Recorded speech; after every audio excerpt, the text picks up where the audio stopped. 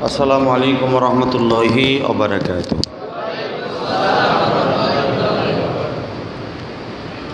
আল্লাহুম্মা সাল্লি আলা সাইয়্যিদিনা ওয়া নাবিয়িনা ওয়া শাফি'িনা ওয়া হাবিবানা ওয়া মাওলানা মুহাম্মদ সাল্লাল্লাহু তাআলা আলাইহি ওয়া আলা আলিহি ওয়া আসহাবিহি ওয়া বারাকা ওয়া সাল্লাম। আল্লাহুম্মা সাল্লি আলা মুহাম্মাদিন ওয়া আলা আলি মুহাম্মদ كما صليت على إبراهيم وعلى آل إبراهيم إنك حميد مجيد. اللهم بارك على محمد وعلى آل محمد كما باركت على إبراهيم وعلى آل إبراهيم إنك حميد مجيد. نحمده ونستعينه ونستغفره ونؤمن به ونتوكل عليه ونعوذ بالله من شرور أنفسنا ومن سيئات أعمالنا. من يهده الله فلا مضل له ومن يضلله فلا هادي له. الذي أرسل رسوله بالهدى ودين الحق ليظهره على الدين كله وكفى بالله شهيدا.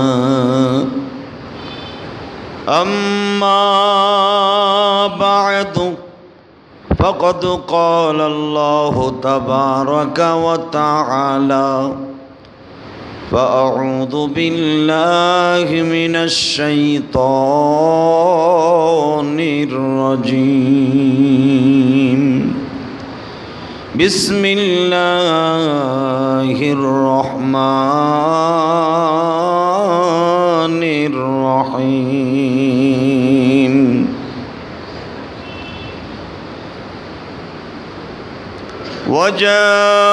وجاهدوا في الله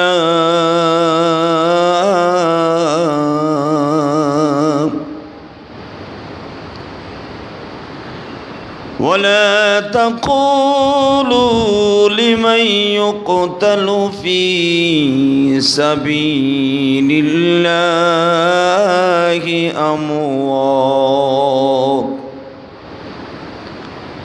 بل أحياء ولكن لا تشعرون.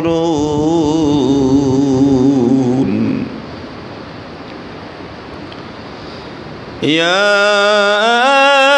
أيها الذين آمنوا اركعوا واسجدوا واعبدوا ربكم وافعلوا الخير لعلكم تفلحون.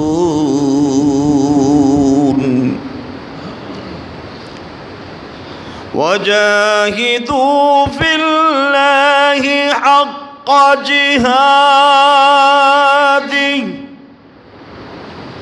هو اجتباكم وما جعل عليكم في الدين من حرج ملة أبيكم إبراهيم.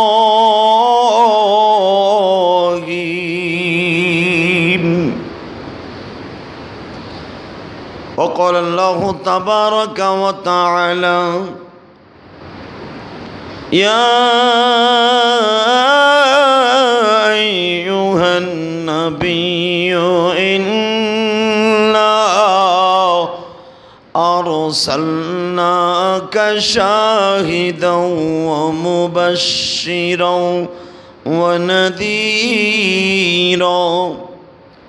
وداعيا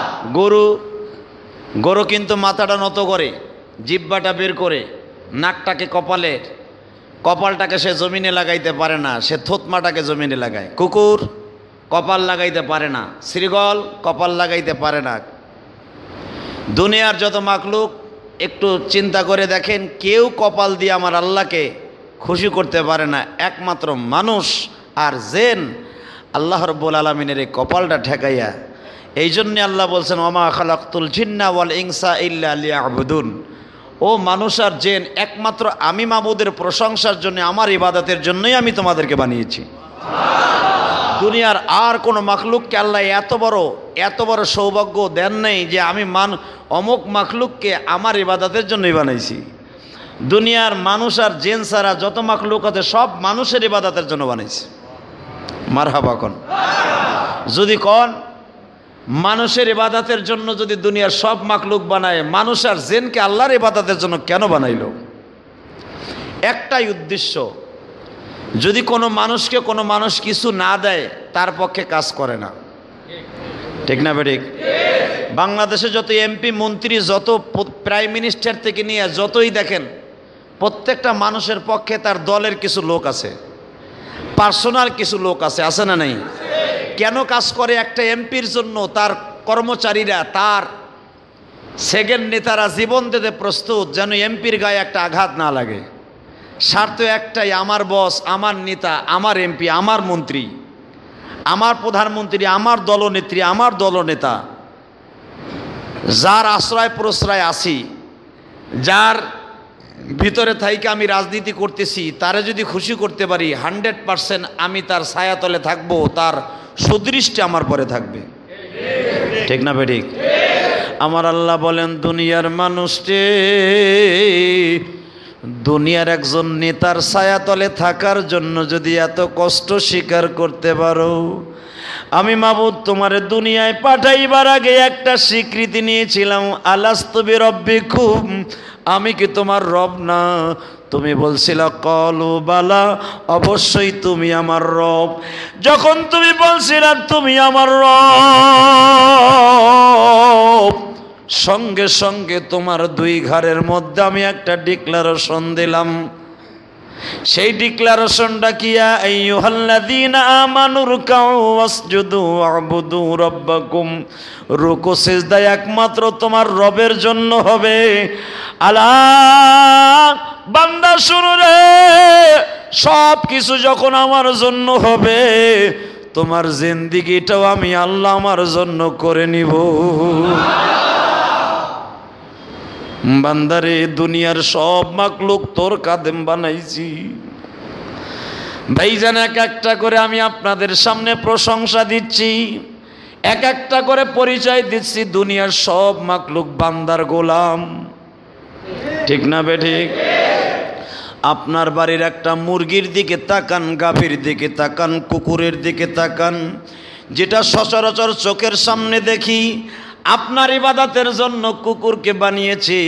আপনার ছোট্ট পোলাটা বাড়ির আঙিনায় পায়খানা করবে, এটা আপনার বিবি ফেলাক বা না ফেলাক, আপনার কুকুর ঠিকই ডিউটি পালন করতেছে। আপনার ভাতিজা আপনার ছোট্ট পোলার পায়খানাটাও চেটে চেটে খেয়ে বাড়িটা পরিষ্কার করে দিল। ভাইরা ভালো করে বোঝেন, কুকুরের জিহ্বার মধ্যে আল্লাহ এমন একটা মেডিসিন দিয়ে দিছে, যেই বাড়ির পায়খানা কুকুরে খাবে, ওই পায়খানার ভিতর থেকে কোনোদিন গন্ধ আসবে না। কুকুরের জিহ্বার মধ্যে এমন মেডিসিন আল্লাহ দিছে, কুকুর যখন পায়খানাটা জিহ্বা দিয়ে চেটে চেটে পান করবে, খাবে, কুকুরের জিহ্বায় এমন একটা মেডিসিন আল্লাহ দিছে, ওই পায়খানাটা সব দুর্গন্ধ দূর হয়ে যাবে। আরো জোরে কোন। আপনার বাড়ির মুরগিটা মারা গেছে, আমার আল্লাহ বলে দিয়েছে শিকলকে, শ্রীগলকে, আমার বান্দার গরুটা, মুরগিটা মারা গেছে, ওটাকে নিয়ে এমন জায়গায় বসে খাবি যেখানে আমার বান্দার নাকে গন্ধ না আসে। আরো জোরে কোন। আল্লাহ যে দুনিয়ার সব মাখলুক বান্দার জন্য বাজান মাখলুক গোলাম বানাই দিয়েছে, এক একটা করে নেন। আপনার বাড়ির মধ্যে যত পোকামাকড় আছে, আপনি মুরগি হাঁসটা ছেড়ে দিবেন, মুরগিটা সারাদিন পোকামাকড়গুলো ঠোকর মেরে মেরে খাইব, বিষাক্ত যত পোকামাকড় আছে সব মুরগিতে খেয়ে ফেলতেছে, মুরগির পেটের মধ্যে কোনো অসুবিধা হচ্ছে না। ওই পোকাটা যদি আপনি ভাতের লগে জীবনে ভুল ক্রমেও পেটে চলে যায়, আপনার সঙ্গে সঙ্গে ডায়রিয়া হয়ে যাবে। আজও পর্যন্ত শুনছেন কোনো মুরগি ডায়রিয়া হয়েছে আপনি মহাকালী নিছেন? হ্যাঁ ভাইরা, ভালো করে বোঝার চেষ্টা করেন। আমার আল্লাহ বলেন দুনিয়ার সব মাখলুক বান্দার ইবাদতের জন্য বানাইছি, একমাত্র আমি মাবুদের ইবাদতের জন্য মানুষ বানাইছি।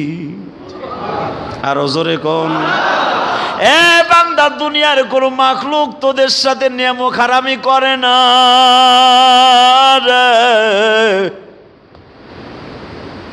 তুই কেমনে আমি মাবুদের সাথে নেমো খারামি করিস?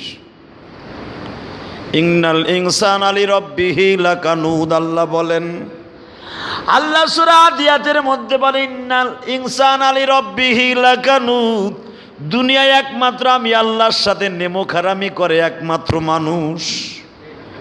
ইন্নাল ইনসানা লিরাব্বিহি লাকানুদ, তার রবের সাথে নেমোখারামি একমাত্র অবশ্যই মানুষে করে। কে বলেছে? জোরে বলেন, কে বলেছেন? এটা আমি বলি নাই, আল্লাহ বলছে। এ দুনিয়ার মানুষ ভালো করে বুঝো, দুনিয়ার সব মাখলুক মানুষের গোলাম, মানুষ শুধু একমাত্র আল্লাহর গোলাম। ওয়া কাযা রাব্বুকা আল্লা তা'বুদু ইল্লা, ইবাদত একমাত্র আমি রবের জন্য, দুনিয়ার আর কারো জন্য আমি ফরজ করি না। কে বলেছে? ভালো করে বুঝেন, ইবাদত যদি একমাত্র আল্লাহর জন্য হয়, সব কিছুই তো আল্লাহর জন্য হতে হবে, ঠিক না বে ঠিক? কোনো মানুষের কথায় কি কোনো মানুষের ক্ষতি করা যাবে? হ্যাঁ জোরে কোন? তাহলে 2 টাকার পাত্তি নেতার কথায় আজকে ইউনিভার্সিটির ছেলে পেলেগুলা বাজানে এমন মজবজ দোলাই দিয়ে দিল, কয়েকজন মানুষকে তারা আজকে গুলশানের ভিতরে, বাংলাদেশের ভিতরে কি সৃষ্টিটা করলো। ভালো করে বোঝার চেষ্টা করেন। আল্লাহ বলছেন ওয়ালা তাকুলু লিমান ইউকতালু ফি সাবিলিল্লাহি ইয়ামুত, যারা আমার রাস্তায় মারবে অথবা মরবে, নবী গো তাদেরকে আপনি মৃত্যু বলেন না, এরা আমি আল্লাহর কাছে জীবিত। কথাটা কে বলেছে? যারা আমি আল্লাহর রাস্তায় জীবন দিব গো নবী, আমি তাদের সামনে একটা পুরস্কার ঘোষণা দিয়েছি। বাংলাদেশ সরকার বাংলাদেশের জন্য যে সমস্ত মুক্তিযোদ্ধারা শহীদ হয়েছে, বাংলাদেশ সরকার তাদের বাড়ি করে দিল, তাদের বৃদ্ধা ভাতা চালু করছে এবং মাসে মাসে টাকা বাড়িতে পৌঁছায় দিচ্ছে। কারণ তাদের অবদান বাংলাদেশের স্বাধীনতার জন্য আছে। এই জন্য সরকার ঘোষণা দিয়েছে, আমার আল্লাহ বলে আমার দিন রক্ষার জন্য যারা জীবন দিবে আমি তাদেরকে একটা পুরস্কার ঘোষণা দিলাম। ওয়ালা তাহসাবান্নাল্লাযীনা কুতিলু ফি সাবিলিল্লাহি আমওয়াত বাল আহইয়াউন ইনদা রাব্বিহিম ইরযাকুন, যারা আমার দিনের জন্য শহীদ হয়ে যাবে গো নবী, আমি আল্লাহ তাদের কবরের মধ্যে খাবারের ব্যবস্থা করব। ও নবী, দুনিয়ার কোন নবীরে আমি কবরে খাবার দিব না, দুনিয়ার কোন ওলিরে কবরে খাবার দিব না, দুনিয়ার কোন সাহাবীরে আমি কবরে খাবার দিব না, কবরে একমাত্র খাবার দিব যারা আমার রাস্তায় জীবন দিব। এই জীবন দেওয়ার মানে এইটা নয় মানুষকে বোমা দিয়া মাইরা, এটার নাম কোনোদিন শহীদ হতে পারে না, ঠিক না বে ঠিক? যারা বাংলাদেশটাকে কয়েকজন নাস্তিকের মতবাদ নিয়ে যারা বাংলার জমিনকে উত্তপ্ত করেছো, সন্ত্রাসী করেছো, বাংলাদেশ মুসলমান কান্ট্রি, ইহুদি নাসারার সামনে তোমরা আজকে বাংলাদেশটাকে কালারিং করেছো, বাংলাদেশটাকে টিটকারার নজরে রেখে দিয়েছো, ঠুডু ঠোমরু সমস্ত উলামা ইকরামের একই মত, একই পথ, একই ফতোয়া। যারা এই হোটেলের মধ্যে এতগুলা মানুষকে গুপ্ত হত্যা করেছো, একটা যারা নিজেরা মরেছো এবং মানুষকে মেরেছো, যাদেরকে মেরেছো তারা ঠিকই নাজাত পেয়ে যাবে যদি ঈমান থেকে থাকে। কিন্তু তোরা যারা মরছস, যদি 100 বারও কালেমা পড়ে মরস, তোরা জাহান্নামী। কথা ঠিক না বে ঠিক? জোরে বলেন ঠিক না বে ঠিক? আল্লাহর শুকরিয়া আদায় করি, এই হোটেলের মধ্যে যারা মরছে এবং মারছে, যারা মরছে এবং মানুষকে মারছে, গুপ্ত হত্যা করেছে, একটাও মাদ্রাসার তালিবে ইলম না। আলহামদুলিল্লাহ বলেন। এতদিন সরকার শুধু জিএমবি টুপি দাড়িওয়ালাকে মার, এখন দেখো জিএমবি কারা। ঠিক না বে ঠিক? জোরে বলেন। সারা পৃথিবী দেখেছে। আমি কয়েকদিন আগে লন্ডনের কাগজপত্র জমা দিছি, আপনারা আগেই জানেন।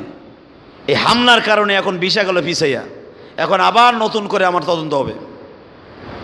আমি আবার কোনো বোমা টোমা মাইরেইছিনি। কি যে বিপদে আছি রে ভাই। যাচ্ছিলাম গুলশান গত বৃহস্পতিবার, কাগজপত্র লিয়ে লন্ডনে, আবার দূতাবাস আমারে ডাকছে, যাহেন গেছি। তো গুলশান 2 নম্বরে কোনো গাড়ি চলে না, আপনারা জানেন কিনা জানি না। ওই যে শফিক ভাই আছে গুলশান 2 নম্বরে চাকরি করে, জায়গায় দেখেন। তো গুলশান 2 নম্বরে কোনো লোকাল গাড়ি ঢোকে না, প্রাইভেট ছাড়া আর রিক্সা ছাড়া। আল্লাহর কি কুদরাত, ওইটুক কাকলির থেকে গুলশান 2 নম্বর পথে হেঁটে যেতে হয়। 4 বার হাইটা গেছি আর আইছি 2 দিনে। তো যাইতেছিলাম, তো গুলশান যাইতে যে লেকের পার ব্রিজটা, ওইর উপরে চেক করে।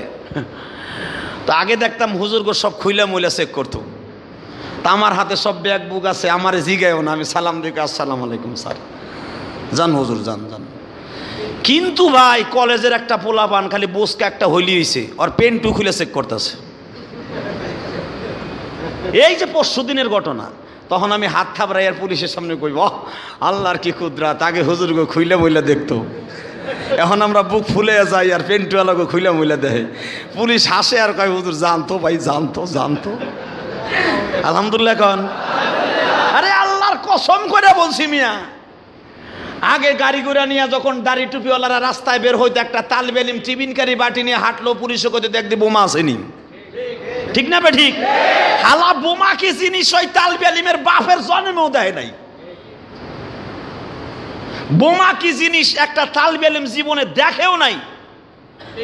এই টুপি দাড়িওয়ালাদেরকে কিভাবে চেকগুলা করছে।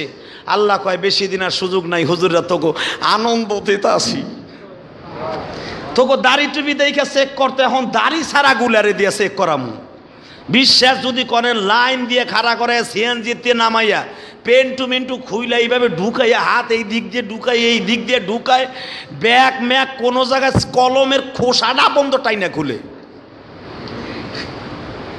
আমি দূরিতে দাঁড়াই আর হাত থাপ রাখি, আল্লাহ কি সংসার করেছে তোমার।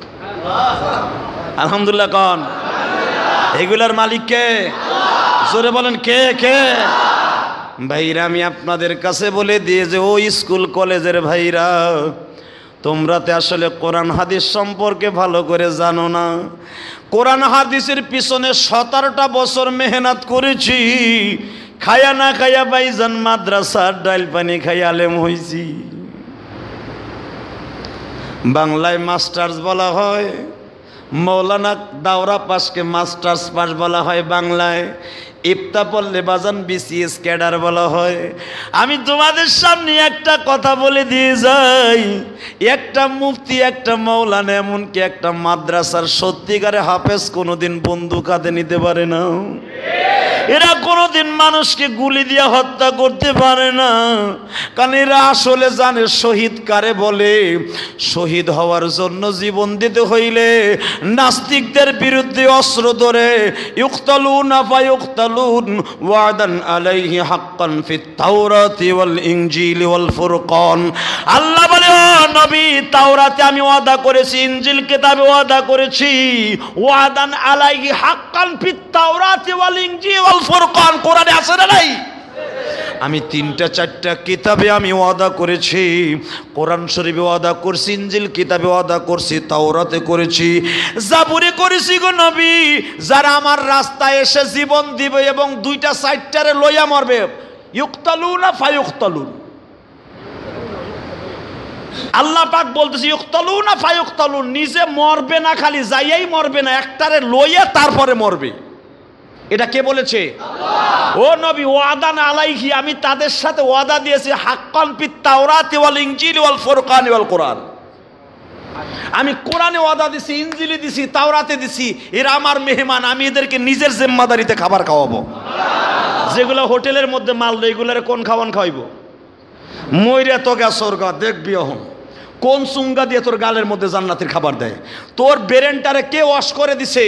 কোন বদমাশ দিয়ে দিয়েছে? হোটেলে আক্রমণ করলে তোরা জান্নাতে যাবি, যারা দিছে ওইটাও জাহান্নামী, আর যেগুলাই বুদ্ধিন দন্নিয়া এইভাবে মানুষকে হত্যা করেছে ওইগুলোও জাহান্নামী। ইসলামকে ভুল ব্যাখ্যা দিয়ে কোনোদিন মানুষকে উদ্বুদ্ধ করে মানুষকে মার্ডার করার কথা কোরআন হাদিসের কোথাও নাই, ঠিক না? ঠিক।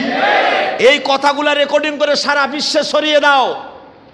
যেই বদমাশগুলা ইউনিভার্সিটির মা বাবার কলিজার টুকরা সন্তানটাই একটা সাউথ ইউনিভার্সিটিতে পড়াইতে, বুয়েট একটা কলেজে পড়াইতে, বড় বড় একটা ইনস্টিটিউটে পড়াইতে, একটা ছেলের পিছনে লক্ষ লক্ষ টাকা মা বাবার ব্যয় হয়, ঠিক না? ঠিক। লক্ষ লক্ষ টাকা একটা ছেলের পিছনে খরচ করে মা বাবা কত আশার স্বপ্ন দেখলো ছেলেটাকে নিয়ে, কত আনন্দময় সুখজীবন করবে আমার ছেলেটা। আজকে ছেলেটা জঙ্গিবাদ হয়ে কয়েকটা বদমাইশের চক্রান্তে আজকে তাদের জীবন শেষ। কয়েকটা স্বর্ণের মতো মানুষগুলাকে শেষ করে দিল, যারা আমাদের বাংলাদেশে কূটনীতিক হিসাবে আসছিল। এরা আমাদের দেশের, আমার রসুল সাল্লাল্লাহু আলাইহি ওয়াসাল্লাম বলেছেন, যখন রোমান থেকে কয়েকজন কূটনীতিক রসুলের সাথে দেখা করতে আসলেন, বুখারী শরীফের হাদিস, হযরত ওমর বললেন, হুজুর এরা ইহুদি, এরা মুসলিম, এদের সাথে ভালো ব্যবহার করা মুসলমানদের জন্য ঠিক হবে না, এরা আমাদের দুশমন। আমার নবী বললেন, আদাওয়াত, তুমি তাদের সাথে দুশমনি করবা? আল্লাহ কি তোমাকে এই অর্ডার দিয়েছে? হযরত ওমর চুপ হয়ে গেলেন। কথা তো বাস্তব। আমার নবী বললেন, এই 30 বছর পর্যন্ত হয়তো যে কূটনীতিকগুলো আমি নবীর সাথে দেখা করতে আসছে রোমানদের থেকে, তোমরা সত্য কথা বলে এদের বয়স কত হবে? বলেন, নিম্ন যার বয়স তার 35 হবে। আমার নবী বললেন, নিম্ন বয়স যার 35 হবে, যে ছোট বয়সে কম তার 35। তুমি বলো তো, এ বালক হয়েছে 15 বছর বয়সে, আজ থেকে 20 বছর আগে এই ছেলেটাকে এই পর্যন্ত আমার মাবুদ যদি তাকে এই পর্যন্ত খাবার দিয়ে আসতে পারে, তুমিও মোর তার সাথে দুশমনি করবে কেন? সুবহানাল্লাহ বলেন না? হিসাব নিকাশের মালিক হলেন আমার আল্লাহ। তোমার দুশমন হতে পারে, তখন দুশমন হবে যখন জিহাদের মাঠে তোমার ইসলামের বিরুদ্ধে তারা কাজ করবে। কিন্তু তোমার দেশে তারা মেহমান হয়ে আসছে, এখন তোমার দুশমন নয়। তোমার ব্যবহার দেখে সে বিশ্বাস করবে মুসলমান শান্তির ধর্ম, মুসলমান সভ্যতার ধর্ম, মুসলমান হলো ভদ্রতার ধর্ম, মুসলমান হলো এক নিষ্ঠার ধর্ম, মুসলমান কোনোদিন মানুষের ক্ষতি করতে পারে না, মুসলমান ধোঁকা দিতে পারে না, মুসলমান কোনোদিন মানুষের জানমানের নষ্ট করতে পারে না। এটা তোমার ব্যবহার দেখে মুসলমান হয়ে তারা তোমার দেশে থেকে যাবে। হযরত ওমর হুজুরের কাছে সিলিন্ডার করলেন, হুজুর আমি আমার বুঝ আর নবীর বুঝ তো এক না। আমার নবী বললেন, ওমর এই কথা বলেই তো আমার ঠেকায় দিলা যে নবীর বোঝ আর ওমরের বোঝ এক না। কিন্তু ওমর রে, নবীওয়ালা কাজ তো আমি মরে যাওয়ার পরে তোমাদেরই করতে হবে। সুবহানাল্লাহ বললেন না? আমি নবী তো আর চিরদিন থাকবো না। আমার এই ইনিস্তাক্কা কুল্লুহুম ইনিস্তাক্কা আইনুহুম বাল্লিগু আন্নী ওয়ালাউ আয়া, আমার একটা কথাও যদি তোমরা শুনো, পৃথিবীর শেষ প্রান্ত পর্যন্ত তোমাদের পৌঁছায় দেয়া ফরজ। কিন্তু তোমার এই স্বভাব যদি ওমর আমার শেষ জামানার মুসলমানের মধ্যে থাকে, অতএব তারা তো আমার উম্মত হতে পারবে না। অতএব তোমরা আমার কাছ থেকে শিখবা, তোমাদের কাছ থেকে তারপর প্রজন্ম শিখবো, তারপরের প্রজন্ম তারা শিখবো, তাদের প্রজন্ম তারা শিখবে। এই জন্যই তো বলা হয় তাবে তাবিন, আইম্মাই মুস্তাহিদিন, সালফে সালিহিন, গাউস কুতুব, ওলি আল্লাহ, আবদাল, এবদাল, ওবাদাল, এইগুলা পর্যন্ত এখনো জমিনে আছে। এখন গাউস কুতুবের পালা শেষ, এখন আবদালের পালা চলছে। এখন আবদালের পালার জামানা সময় যদি আবদালদের আসল আবদালদের কথা না শুই না, কয়েকটা বদমাইশের কথা শুই না, আজকে ইউনিভার্সিটির ছেলেগুলো সন্ত্রাস হয়ে গেল। আমার ছোট্ট বাংলাদেশ, শস্য শ্যামলা দেশ, এই দেশটাকে যারা ইহুদি নাসারার সামনে টিটকারার পাত্র বানিয়েছো, মনে রাখো আজকে একটা হিন্দু ফেসবুকের মধ্যে আজকে মুসলমানদেরকে টার্গেট করে বলে ওই দেশ চিনে ফেলেছি, যেই দেশের মুসলমান বেশি, ইসলাম করে বেশি, ওই দেশে সন্ত্রাস বেশি। একজন ইহুদির ঘরে জন্ম নিয়ে আজকে মুসলমানকে নিয়ে হোলি খেলা খেলছে, টিটকারার হোলি খেলা। এটা তোমাদের কারণেই হয়েছে।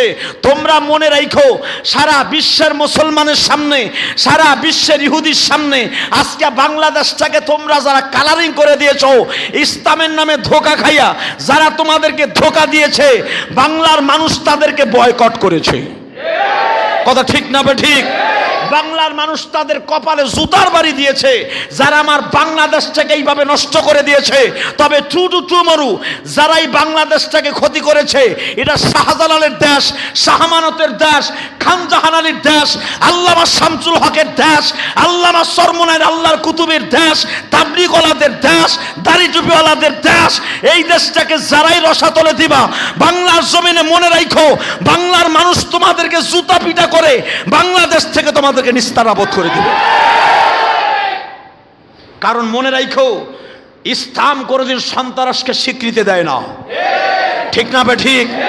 তবে মনে রাখো, তোমরা যারা আজকে দাড়ি টিপওয়ালাদেরকে টিটকারার পাত্র বানিয়েছো ইহুদি নাসারার সামনে, আজকে বাংলাদেশের ইসলামটাকে হোলি খেলায় করে দিয়েছো। যে কোনো ইহুদির বাচ্চারা আজকে মুসলমানকে সন্ত্রাসী বলে গালি দেয়। হালাকে মুসলমান সন্ত্রাস নয়, মুসলমান হলো সভ্যতার ধর্ম। সন্ত্রাস হলো ওই টনি বিলাই, সন্ত্রাস হলো জর্জ বুশ, কেলি বুশ, যারা মুসলমানদের জানমালের হেফাজতের পরিবর্তে মুসলমানদেরকে বোমা দিয়ে উড়িয়ে দেয়, যারা একটা দেশটাকে 10টা টুকরা করে দেয়, যাদের 24 ঘন্টা চিন্তা থাকে ওই দেশটাকে কেমনে শেষ করা যায়, আমরা কেমনে বড় হতে পারি। ওরা কোনোদিন শান্তির ধর্ম হতে পারে না। যারা মুসলমান, যারা মানুষের দ্বারে দ্বারে বারে বারে পেটে পাথর বেঁধে মানুষকে আল্লাহর রাস্তায় উঠায় দিয়া আজকে সাহাবা একটা মাটির নিচে জান্নাতে ঘুমিয়ে আছে, ওই ধর্ম কোনোদিন সন্ত্রাসী হতে পারে না। কথা ঠিক না বে ঠিক? আজকে সাহাবীদের স্বপ্ন, নবীদের স্বপ্ন, মুসলমানের স্বপ্ন, তাবিদের স্বপ্ন, আম্মায়ে মুস্তাহিদের স্বপ্ন, যারা আজকে ধূলিসাৎ করে দিয়া, দুলান্ঠিত করে দিয়া, জমিনে নিস্তারাবদ্ধ করে দিয়া আজকে তোমরা সন্ত্রাসী নাম রেখে দিয়েছো, বাংলার মানুষ তোমাদেরকে কোনোদিন ভালো চোখে দেখতে পারে না। ঠিক না বে ঠিক? জোরে কন। আজকে মুসলমান, যেই মুসলমানের দিকে তাকাইয়া, যেই মুসলমানের জন্য আমার আল্লাহ ফেরেশতাদের রহমতের পর বিছাই দিচ্ছে, যেই মুসলমান ঘোরালিয়া নদী পার হয়েছে, 24 কিলোমিটার রাস্তা পার হয়েছে, সেই দাজলা নদী, ঘোড়ার খুরের মধ্যে এক কতরা পানি লাগে নাই। পৃথিবীর কোন ইহুদি নাসারা এমন কোন ধর্ম দেখাইতে পারবে না যে সমুদ্র পাড়ি দিয়েছে, তাদের ঘোড়ার খুরায় এক কতরা পানি লাগে নাই। কিন্তু এই দৃষ্টান্ত স্থাপন একমাত্র মুসলমান করে দেখাই দিয়ে গেছে। মুহাম্মদ বিন কাসেম, সালাউদ্দিন আইয়ুবী 1852 সালে, 1894 সালে সালাউদ্দিন আইয়ুবী যখন টাইগ্রিস নদীর পারে যেয়ে বলেছিল, টাইগ্রিস নদীরে তুই আল্লাহর হুকুমে চলস, আমি আল্লাহর হুকুমে চলি। আমার মাবুদের দিন জমিনে প্রতিষ্ঠা করার জন্য আমি রোমান সৈন্যদের বিরুদ্ধে আমার সৈন্য নিয়ে যাচ্ছি, কিন্তু তুই আমার বাধা দিয়েছস, তোর ওই পার আমি যাইতে পারতেছি না। তোর মাবুদকে বল পুরা টাইগ্রিস নদীর পানিগুলাকে যেন তরঙ্গের মাধ্যমে এমন জমাট করে দেয়, আমি যেন বরফের উপর দিয়ে আমার সমস্ত ঘোড়াগুলাকে চারাইয়া বেঈমানদের বিরুদ্ধে জিহাদ করে যেন শহীদ হইয়া দুনিয়া থেকে যেতে পারি। আল্লাহর কুতুব টাইগ্রিস নদীর সামনে দাঁড়িয়ে ডাক দিলেন। তার ডাক কি আল্লাহ শোনে নাই? ভাইজান সালাউদ্দিন আইয়ুবী নদীর পারে দাঁড়িয়ে আমার মাবুদকে দুটা সেজদা দিলেন। কারণ আমার আল্লাহ বলেছে, ওমা খালাকতুল জিন্না ওয়াল ইনসা ইল্লা লিয়াবুদুন, ওয়ারকাউ ওয়াসজুদু ওয়ারকাউ মা'আর রাকিঈন। বান্দারে দুনিয়ার সব মাখলুক তোর গোলাম বানাইছি, একমাত্র তোদেরকে আমার গোলাম বলে ডাক দিয়েছি। কিন্তু আমারে ডাক দিলেই হবে না, এই কপাল আর নাকটাকে জমিনে লাগাই একটা ডাক দিয়ে বলিস সুবহান রাব্বিয়াল আ'লা। মাবুদ তোমার চাইতে বড় আর কেউ নাই রে পবিত্র আল্লাহ। তুই শুধু এই শব্দটা সিজদার মধ্যে আমারে ডাক দিয়ে দেখিস, ডাক দিতে দেরি হবে, তোর ডাকে সাড়া দিতে দেরি হবে না। সালামউদ্দিন আইয়ুবী আল্লাহর কুতুব নদীর পাড়ে দাঁড়াইয়া যায় নামাজটা বিছাইয়া সৈন্যদেরকে বললেন, আপনারা সবাই ঘোড়ার পরে সওয়ার হন, চোখটাকে বন্ধ করেন, আমি একটু মালিকের সাথে একটু পরামর্শ করে আসি।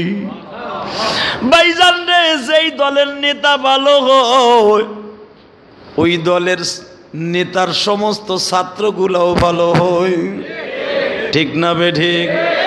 যেই দলের নেতা ভালো হয় তার কর্মীরা বাজান ভালো হয়, যেই দলের নেতা বাজান নামাজি হয় তার কর্মীরাও নামাজি হয়, যেই পীর ভালো হয় তারও মুরিদগুলাও ভালো হয়। যেই পীর রাত 10টার থেকে নিয়ে ফজর পর্যন্ত আমার মাবুদরে ডাকে, তার মুরিদগুলো অন্তত 3টার থেকে ফজর পর্যন্ত আল্লাহরে ডাকবে, ঠিক না বেঠিক? ভাইরা ভালো করে বোঝেন, সালাউদ্দিন আইয়ুবের সাথে যে সমস্ত সৈন্য সামন্ত ছিল সবাই ঘোড়ার পরে সওয়ার হইয়া বসে আছে। আল্লাহর কুতুব মালিকের সাথে পরামর্শ করতে গেলেন, আল্লাহর সাথে পরামর্শ করে দুটা সিজদা দিয়া হাত তুললেন, ও জমিনের মালিক রে, তোমার নবী কোন জিহাদের মাঠে গেলে আগে সিজদায় পড়ে কাঁদতো, তুমি তোমার নবীকে বলতা ওয়া ইস্তাস্তাগীসুনা রাব্বাকুম ফাস্তাজাবা লাকুম আন্নী মুবিদ্দুকুম বিআলফিম মিনাল মালাইকাতি মুরদিফিন। ও নবী, আপনার সাথে আমি ওয়াদা দিয়েছিলাম বদরের মাঠে আসার আগে, ওয়া ইস্তাস্তাগীসুনা রাব্বাকুম ফাস্তাজাবা লাকুম আন্নী, আমি রব আপনার সাথে ওয়াদা দিয়েছিলাম, আন্নী রব আন্নী, আমি রব ওয়াদা দিয়েছিলাম আপনারে আমি সাহায্য করব, বিরব্বিকুম, আমি আল্লাহ আপনার সাথে সাহায্যের ওয়াদা করেছিলাম, বিআলফিম মিনাল মালাইকাতি মুরদিফিন, ওই প্রতিশ্রুতি রাখার জন্য আমি আল্লাহ 1000 ফেরেশতা বদরে নামায়ে দিলাম। এ কথাটা কার? এই কথা একটা পরে সালাউদ্দিন আইয়ুবী বললেন, তোমার নবীর সাথে তো ওহী দিয়া জানাইতো, আমি সালাউদ্দিন তো নবী নই, আমি তোমার সাহাবীর ঘোড়ার পায়ের ধুলার সমতুল্য নয়। মাবুদ রে, আমার কাছে তো ওহী আসবে না, কিন্তু তুমি আমার একটু জানায় দাও তুমি আমার সাহায্য করছো। সালাউদ্দিন আইয়ুবী সিজদার মধ্যে পড়ে কান্দে। সালাউদ্দিন আইয়ুবের কাশপ খুলে গেল বাজান। কাশপ কাকে বলা হয়? আল কাশপ, কাশপ শব্দের অর্থ হলো সিনা খুলে যাওয়া, সদরুল কাশপ বলা হয়। ইমাম গাজালি রহমাতুল্লাহ মুকাশেফাতুল কুলুব নামক গ্রন্থের মধ্যে লেখেন, এই কলবের মধ্যে একটা দরজা আছে, দুনিয়ার চর্ম চোখ দিয়ে শুধু দুনিয়া দেখা যায় রে বাজান, এই কলবের মধ্যে আমার মওলা 2টা চোখ দিয়ে দিছে। দুনিয়ার চোখ দিয়ে দুনিয়া দেখা যায়, আর কলবের চোখ 2টা দিয়ে সারা দুনিয়া দেখা যায়। মাটির নিচে কি হচ্ছে তাও দেখা যায় রে, আমার আল্লাহর আরশে আজিমে কি হচ্ছে তাও দেখা যায়। কোন মসজিদে কয়জন ফেরেশতা জুমার সময় ডিউটিতে আছে তাও দেখা যায়। এই জন্য আনোয়ার শাহ কাশ্মীরি যখন জুমার খুতবা দিতে আসতেন রুমালটাকে মাথায় ঝুলিয়ে দিতেন। আনোয়ার শাহ কাশ্মীরি দেখতেন আমার সামনে যারা বসায় একটাও মানুষ না।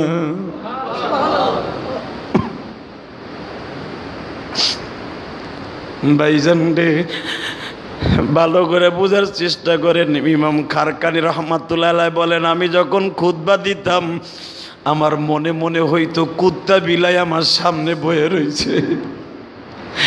এই জন্য লজ্জায় মুখ ঢাইকা থাকতেন। মুরিদরা বলেন, হুজুর আপনি এইভাবে কেন করেন, এইভাবে কেন কান্দেন?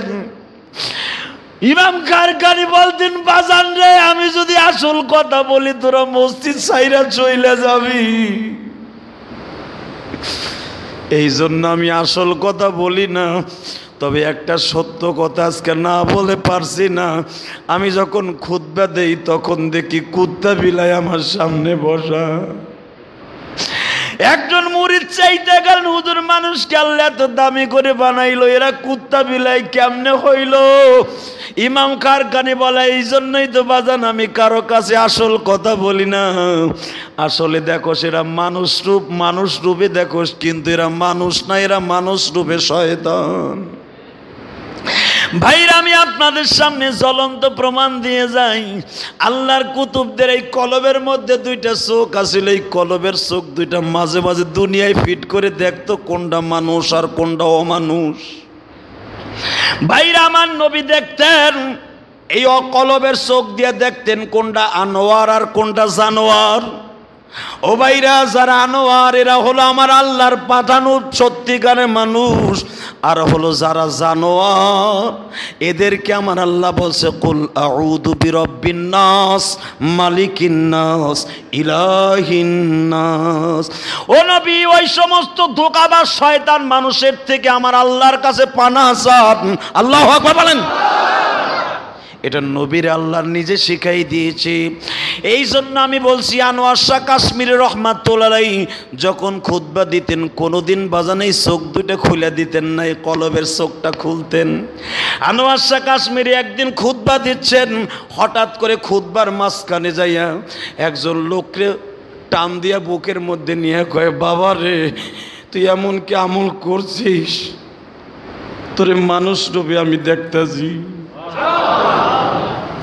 লোকটা আশ্চর্য হয়ে গেল, এই হাজার হাজার মানুষের মধ্যে হুজুর আমার কেন বুকে নিলেন? আনোয়ার শাহ কাশ্মীরি কলবের চোখ দিয়ে দেখে এত হাজার মানুষের মধ্যে ওরই মানুষ দেখা যায়। ভাইজান, ওই মানুষ আমিও হতে পারি নাই, তুমিও হতে পারো নাই।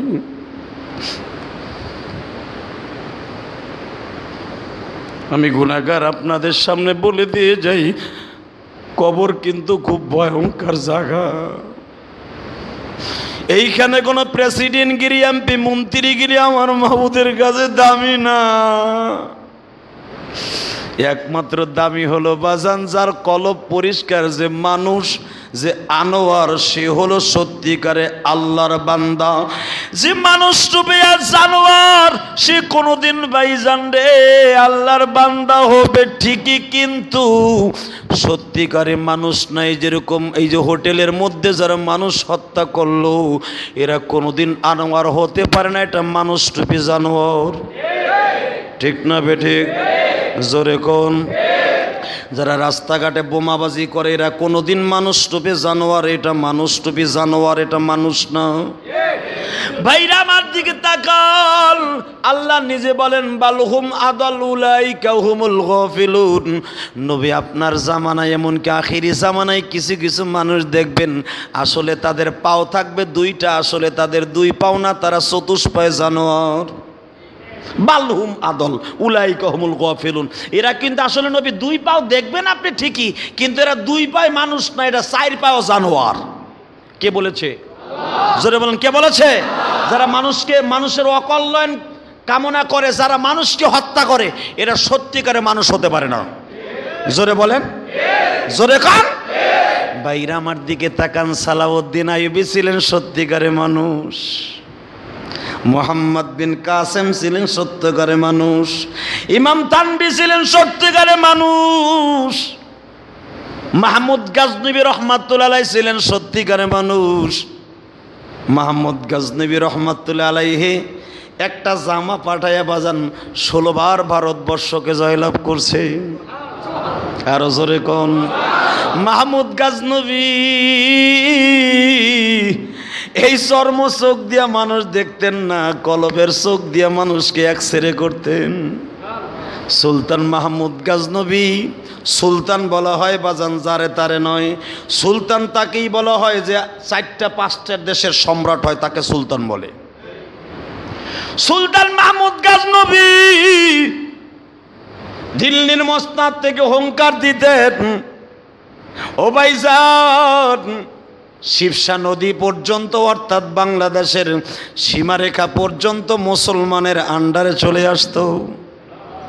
আরো জোরে কোন মাহমুদ গাজনবীর বাজান রে একটা গোলাম ছিল, নাম ছিল তার গোলাম সুবুক্তগিন। কি নাম? সুবুক্তগিন ছিল তার গোলাম। এই সুবুক্তগিনকে বলতেন, এই সুবুক্তগিন আয় নামাজ পড়ি।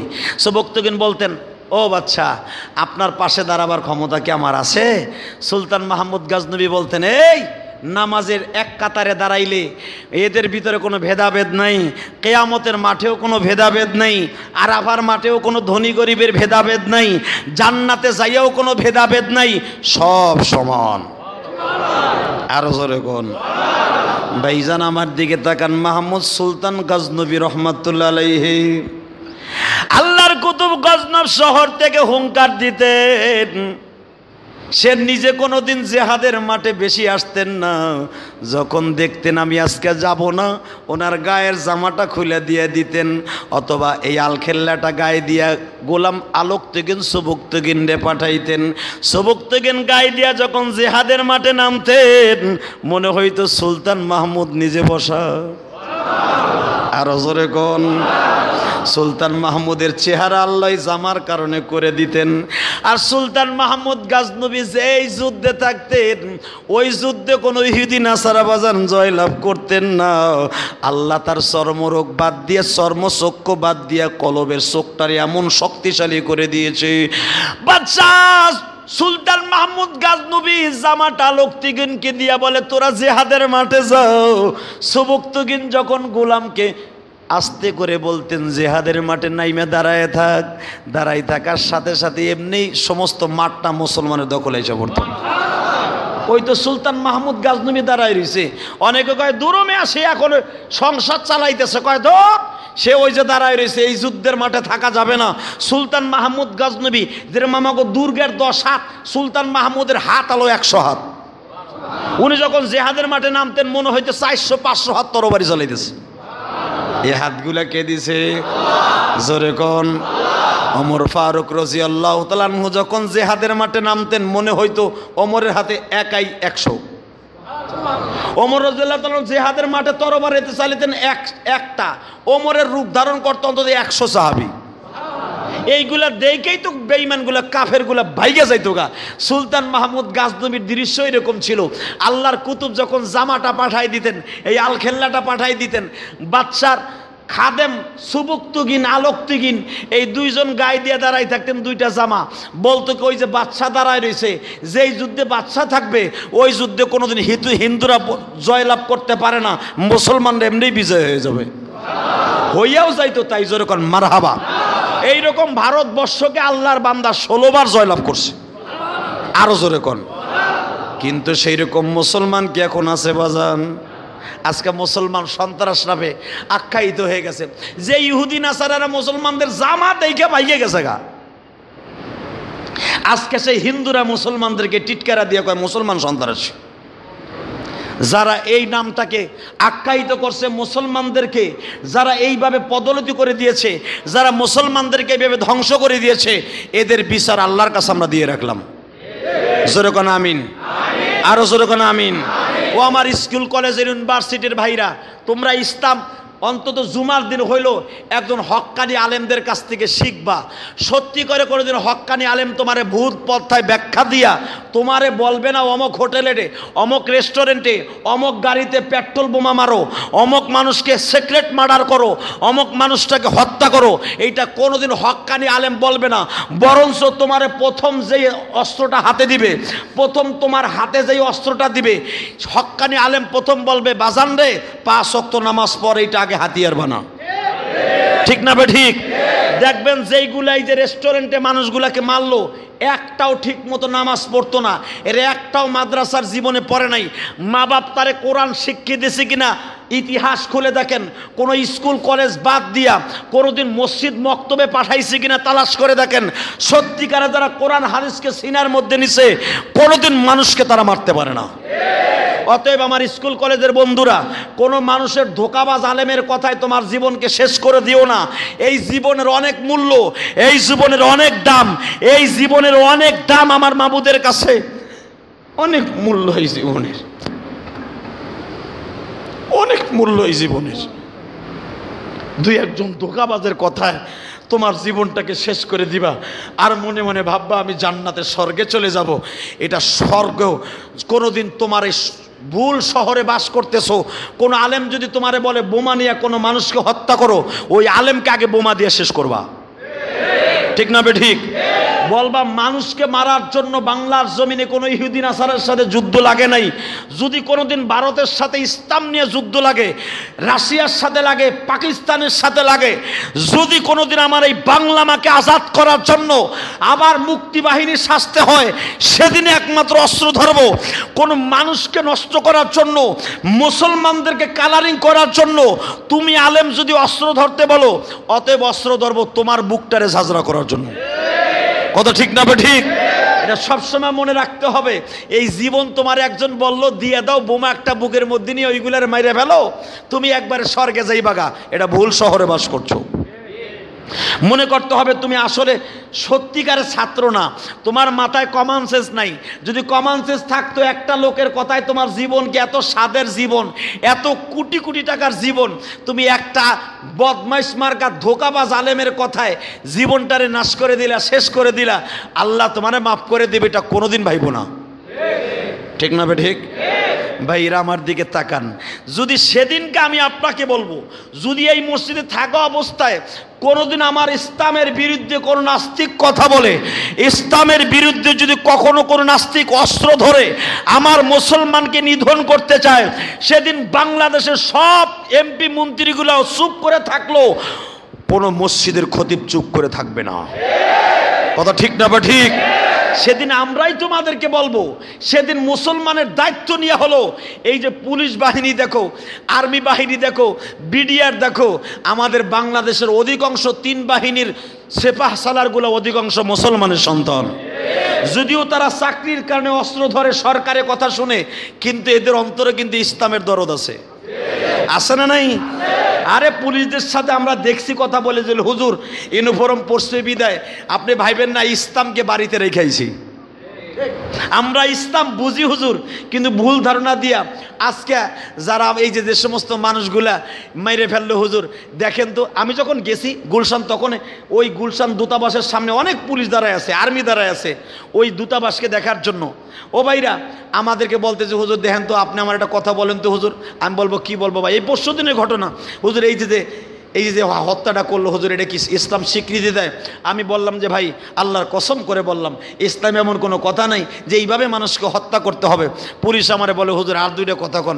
হুজুর দেখেন এই হত্যাটার কারণে আমার আজকে ঘুম নাই, খাওয়ন নাই, দাওন নাই, রোডে রোডে গরম লাগতেছে। এই যে দেখেন এইটা হলো কাগজ দূতাবাস, এখানে দ্বারা আমাকে পাহারা দেওয়ান লাগতেছে। এদের কিছু হয়ে গেল হুজুর, আমাকে সমস্যা বাংলাদেশের। দেখেন একটু হত্যার কারণে বাংলাদেশটারে কি করে ফেললো, আপনারা কেন মসজিদে বলেন না? আমি তখন গুলশান বইয়ে কইছি ভাই আর কোন হুজুর কোক বানাও, এই জুমায় আমি ফাটামো ওগো বিরুদ্ধে। ওই পুলিশের লোক ওয়াদা দিছি ভাই আজকে ফাটাইতেছে, আপনারা চিন্তা করেন না। আলহামদুলিল্লাহ বলেন। এ ভাইরা, যদি জেহাদের মাঠে কখনো নামতে হয় অস্ত্র ধইরা, অস্ত্র লাগবো না, বড় বড় রড লইয়াও যদি নামতে হয়, আল্লাহ বলছে তোমরা মারবা এবং মরবা। যেদিন মারার আর মরার অর্ডার আল্লাহর পক্ষ থেকে কোরআন হাদিসের ভিত্তিতে আসে, সেদিন আমার পুলিশ বাইরেও দাঁড়ায় থাকবে না। ঠিক না বে ঠিক? তখন পুলিশ বাইরেও দেখবে এরা আমার ইসলামকে নিয়ে কটূক্তি করছে, এরা আমার ইসলামের বিরুদ্ধে অস্ত্র ধরছে। এখন আর সরকারের কথা শোনা যাবে না। সরকার যদিও না করে, ইসলামের স্বার্থে, কোরআনের স্বার্থে, হাদিসের স্বার্থে বেঈমানগুলোকে নিধন করতে হবে, বাংলা মাকে পরিষ্কার করতে হবে। যেমনি করে আমরা মুক্তিযোদ্ধারা হানাদার বাহিনীকে, আমাদের জান মালকে হেফাজতের জন্য মুক্তি বাহিনীর অস্ত্র ধরেছিল, দরকার হয় সেদিন আলেমদের নেতৃত্বে অস্ত্র ধরবো। ঠিক না বে ঠিক? জোরে কর।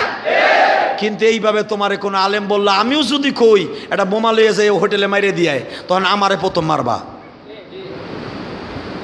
কথা ঠিক আছে তো?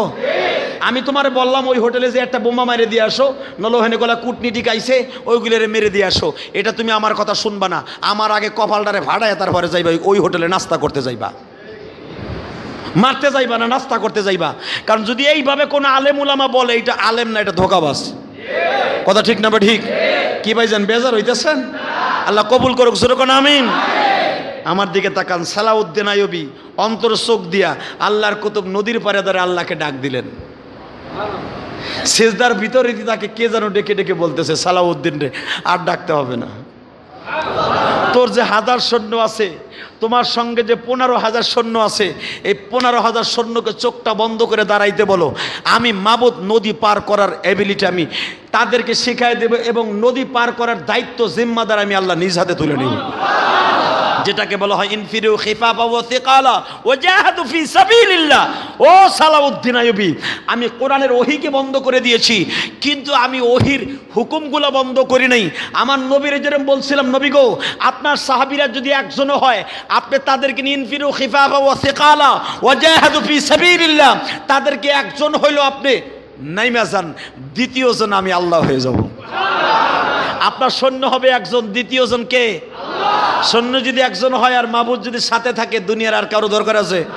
জোরে কোন, আরো জোরে, আরো জোরে। অতএব ভাইজান রে, স্পষ্ট কোরআনের আয়াত, স্পষ্ট কোরআনের আয়াত। নবী বললেন জিহাদের মাঠে কাউরে দরকার নাই, আমি নবী একা থাকবো, আর কেউ আসো কিনা? সাহাবা একরাম যদি বলতেন যে হুজুর আপনি আছেন এখানে আমরা নাই, ওই সাহাবী কোনোদিন বলছে? সত্যি করে কোনো সাহাবী বলে নাই। ইহুদি নাসারা যারা মুনাফিক, এরা বলতো আমার নবী জিহাদের মাঠে যতবার জয়লাভ করেছে আমার আল্লাহকে সাথে নিয়েই করেছে।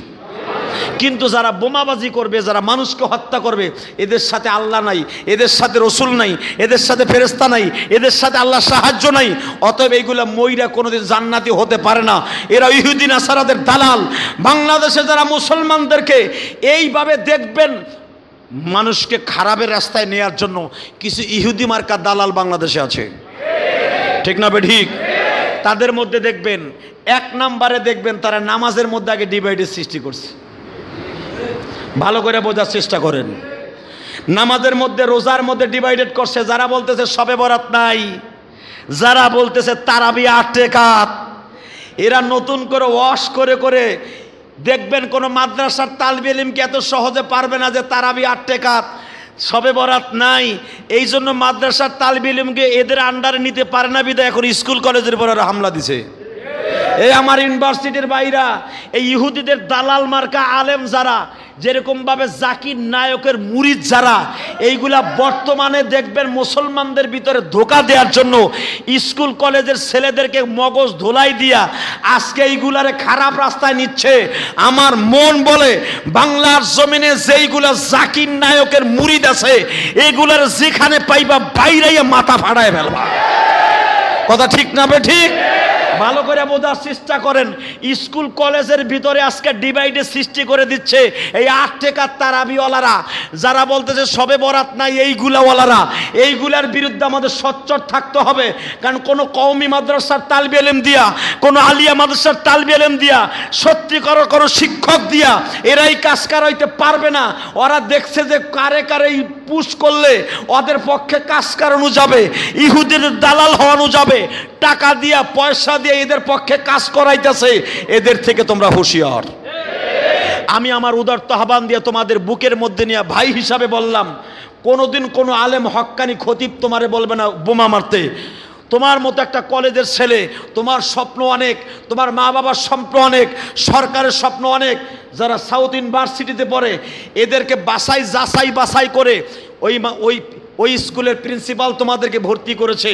ওইখানে যারা পড়ে অত্যন্ত মেধাবী ছাত্র, তারা আজকে মেধাবী ছাত্রগুলারে উল্টাপাল্টা ফতোয়া দিয়ে যারা কলপটারে, যাদের দিমাগগুলোকে নষ্ট করে দিয়েছে, এরা ইসলামের কোনোদিন বন্ধু হতে পারে না। এটা 1 নম্বর শত্রু। আল্লাহ এদের হাত থেকে আমাদেরকে হেফাজত করুক। জোরে কোন আমিন, আরো জোরে কোন আমিন। ভাইরা ভালো করে বোঝার চেষ্টা করবেন, ইসলাম কার হুকুমে চলবে? জোরে কোন, কার তরিকায় চলবে? এই মেয়ে আল্লাহর তরিকায়। সবই আল্লাহরে দিয়ে দিছে। ইসলাম হুকুম চলবে কার? তরিকায় চলবে কার? রসুলের তরিকা, আল্লাহর হুকুমে যখন দেশ চলবে। তবে একটা কথা বলতে চাই, আমাদের বর্তমানে টার্গেটে পড়ে গেছে ইহুদি নাসারাদের টার্গেটে। আমার এই বাংলাদেশটাকে তছনছ করার জন্য বহুত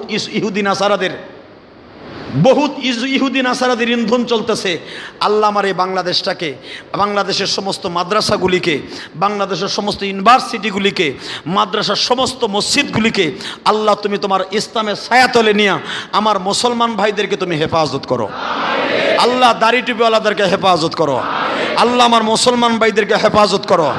চিল্লায় কানা আমিন। আর আমিন আসতে করলে তুমি বোমা মারবো তোমার কপালে মিয়া। জোরে কও আমিন। আজকে রাস্তাঘাটে চলা কত দেখছেন, কত নিরাপত্তাহীন হয়ে গেছে, খেয়াল করছেন? আর যারা দেখবেন এই যারা সন্ত্রাসদের বিরুদ্ধে যেই আলেম ওলামা কথা বলতেছে, তাদের বিরুদ্ধে সন্ত্রাস আবার নতুন ষড়যন্ত্র করছে। এরকম যদি কোন রকম একটা সন্ত্রাস তোমাদের মিরপুরে 1 নম্বরে অন্তত পাও, ওরা যেই মুহূর্তে পাইবা ওই মুহূর্তে মারতে মারতে পুলিশের হাতে ধরে দিবা। কি রাজি আছো না নাই? আমি আমার পুলিশ ভাইদেরকে বলবো, আমার এই বক্তৃতা সারা পৃথিবীতে ছড়ায় যাবে, আমি দোয়া করি। আমি আমার পুলিশ ভাইদেরকে বলবো, যারা সত্যিকার সন্ত্রাসী তাদেরকে অ্যারেস্ট করুন, তাদেরকে বিচার করুন। আর এদের বিচার শুধু কারাগারে না কইরা বাইতুল মোকাররমের সামনে করেন। যেরকম সৌদি আরবের বিচার, কল্লাকাটা একটা মসজিদ আছে জেদ্দায়, কল্লাকাটা মসজিদ আমি দেখেছি 4টা জায়গায় 4টা আছে। জেদ্দায় আছে 2টা, মদিনা শহরে আছে 1টা, মক্কায় আছে 2টা, তারপরে বিভিন্ন জায়গায় কল্লাকাটা মসজিদ আছে। জুমার পরে ইমাম সাহেব আসবে, খতিব সাহেব ফতোয়া দিবে, একজন জল্লাদ এসে মাথাটার উড়াই দিবে, 3 জনে ধরে ওরে লাশবাহী গাড়িতে নিয়ে যাবে। আমাকে বাংলাদেশে যেরকম এই 2-4টা এরকম সন্ত্রাস যেগুলো আছে, বাইতুল মোকাররমের সামনে লক্ষ জনতার সামনে যদি কল্লাটারে কাটা হইতো আরো 10টা ভালো হয়ে যেত। ঠিক না বে ঠিক? রাতের অন্ধকারে এইগুলারে ফাঁসি না দিয়া সাথে সাথে সন্ত্রাসগুলারে দইরা যখনই পাইবা তখনই বাইতুল মোকাররমের সামনে অথবা মিরপুর 1 নম্বর গোল চত্বরে ফেলাইয়া লগে লগে কল্লাটারে কাইটে ফেলাও, নইলে ফাঁসির মঞ্চে ঝুলাইয়া দাও, হাজার হাজার জনগণ ভালো হয়ে যাবে। কারণ ইসলাম কোনোদিন সন্ত্রাসকে কোনোদিন স্বীকৃতি দেয় না, কোরআন হাদিসেও দেয় না। যারা ভুল ব্যাখ্যা দেয় এরা আসলে সন্ত্রাস, যারা শুনে এরাও সন্ত্রাস। এদের বিরুদ্ধে আমরা আছি, আমরা সোচ্চার হব ইনশাআল্লাহ। আমার পক্ষে আপনারা আছেন না নাই? সবাই আছেন? সবাই আছেন? হাত উঁচা করে দেখেন তো কে কে নাই।